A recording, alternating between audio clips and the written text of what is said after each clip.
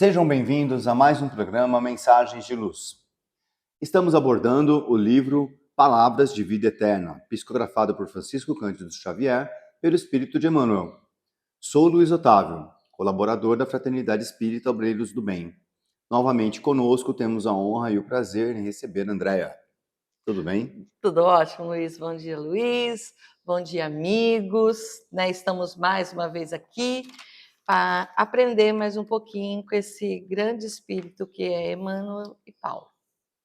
Isso, então hoje nós vamos aprender com Paulo. Com Paulo, apóstolo Estamos Paulo. no capítulo 78, não é? Que Isso. se intitula Melhorando Sempre. Essa passagem está na segunda carta de Paulo aos Coríntios. Estamos orando a Deus para que não façais mal algum, não para que simplesmente pareçamos aprovados, mas para que façais o bem. Paulo. Isso. Então, aqui, segundo Paulo, estamos orando a Deus. Não basta simplesmente não fazer mal algum, não é? Exato. Ele diz, se você precisa fazer o bem, porque não fazer o mal é simplesmente uma inércia. Exato, porque o mal em si, ele pede, né? Ele pede para que não façais o mal. Você vê que nesse contexto, é um contexto, eu falo, que são realmente palavras da vida eterna, né? Que tanto naquela época, 2000 anos atrás, como hoje, esse texto é totalmente atual, né? Ainda estão orando por nós encarnados para que paramos de fazer o mal e começamos a fazer o bem, né? Porque é o que você falou, o mal é finito, o mal um dia ele vai acabar. Enquanto nós nos vincularmos à matéria, a fazer o mal, a gente vai ter essas angústias, essas... Tem uma passagem que fala, né? Onde está o seu tesouro, aí está o seu coração. Aqui o mal não é só também o mal de prejudicar o outro, de realmente fazer o mal. É o que você falou, bem colocado. A inércia também é um mal. Um mal para quem, principalmente? Para nós, para cada um, né? E ele ainda pontua, mas que possais começar a fazer o bem. Voltando primeiramente para nós, né? Que nós possamos nos melhorar. Né? E Emmanuel, ele inicia a análise desta frase falando sobre as chagas sociais. Sim. Falando o seguinte: nós estamos num planeta de provas e expiações. Então, é de se esperar que haja maldade no mundo. Não é? Exato, porque vamos colocar, se um espírito começa simples e ignorante, às vezes ele vai causar um mal por ignorância, né? Porque a gente está aprendendo ainda. Quantas vezes na nossa encarnação, num momento que a gente acha que está fazendo certo, mas ainda não é o certo, ou é o certo só para mim? Porque a partir do momento que a gente começa a vivenciar os ensinamentos de Jesus, a gente para de ser só a gente e começa a olhar para o outro, né? Então, às vezes a gente lá atrás fez algo que foi muito bom para mim, mas que não foi bom para o outro. Então, estamos aprendendo. E num planeta de provas e expiações, há de se esperar esses conflitos. Sim. Daí Emmanuel diz, né? Não podes curar as chamadas sagas sociais, indesejáveis, mas compreensíveis numa coletividade de espíritos imperfeitos, quais somos ainda todos nós. Exato. Não é? Em regime de correção e aperfeiçoamento. Contudo, aqui que vem a lição, não é? A lição, exato. Ninguém pode completar. Ó, ninguém está impossibilitado de proceder honestamente e apoiar os semelhantes com a força moral do bom exemplo. Voltando de novo, né? A gente tem aquela frase, palavras. Você pode falar, a pessoa pode compreender, mas aqui ele está pedindo o exemplo de cada um. O bom exemplo. É né? aquela história que começa sempre com a gente, né? Começa Sempre com a sempre gente. de dentro para fora e de acordo com o nosso exemplo individual. É aí Sim, que vai haver a mudança geral, não é? Mas sim. sempre começando do particular para o geral. Para o geral, exato. E você vê que depois ele começa a pontuar, e não espera grandes efeitos, não espera grandes situações. Ele começa com um exemplo, você pode ver, do dia a dia, né? Atenuando a dor de um vizinho, sendo solícito a um vizinho, a um conhecido. E é engraçado, e nessa ânsia que a gente está desse dia a dia. Ontem eu encontrei com uma amiga há muito tempo que eu não encontrava. E foi um abraço demorado.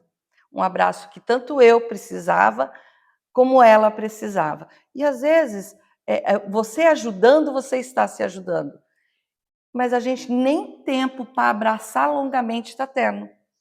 Porque a gente já está nessa ânsia, nesse desespero de correr atrás das coisas. E aqui ele também pede para a gente essa calma, essa tranquilidade. A gente estava falando essa semana do estudo de Paulo, do olhar bondoso, né? Das vezes, você ajudar é você enxergar o outro, né? Ter essa visão amorosa, esse olhar de Jesus, que ainda nos é muito difícil. Sim.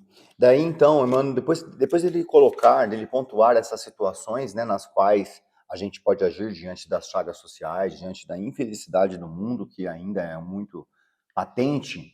Ele fala que a gente não vai conseguir sanar todas essas chagas, mas que a gente pode fazer a nossa parte. E fazer a nossa parte ele chama de necessidade de cultura do bem, Sim. não é? Aí me veio, né, adoro as historinhas, né?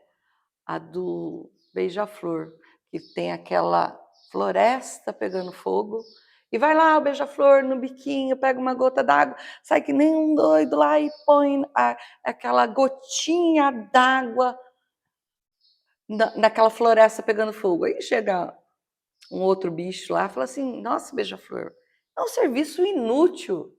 Você está levando essas gotinhas, não vai apagar o fogo. O que ele responde? Mas estou fazendo a minha parte. Aí a pergunta, né, nós estamos fazendo a nossa parte? É o questionamento de... Porque se todos fizerem a sua parte, se todos os bichos fossem lá e pegassem um pouco de água, apagaria o fogo. Né? Ou ajudaria a não queimar mais, né? E é isso que ele está nos chamando, para que façamos a nossa parte, para que começamos a fazer o bem. E aí foi o que eu falei, o mal, ele é finito, ele é matéria, ele é vinculado ao egoísmo, Orgulho, a ao orgulho, à vaidade. vaidade. E tudo isso vai passar, mas o bem não. O bem, ele é do Espírito. O bem vai permanecer conosco. Então, todo o bem que nós fizermos já vai nos ajudar à nossa felicidade.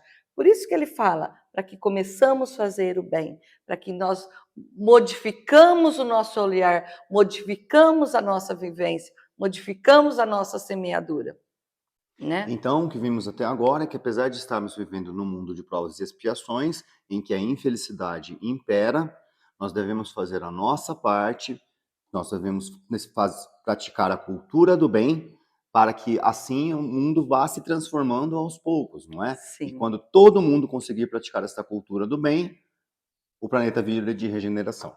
Sim, porque você pode ver, esses dias estava uma discussão, porque estão surgindo guerra, irmão matando irmão, e tantas atrocidades que a gente está vendo. Você pode olhar para as atrocidades, mas quanta gente está fazendo bem? Quanta gente está se modificando? É que o mal chama atenção, né? O mal faz alarde e o bem ele usa o tempo, ele espera a regeneração de cada um, né? Todos nós já temos a semente divina. Um dia ela vai desabrochar.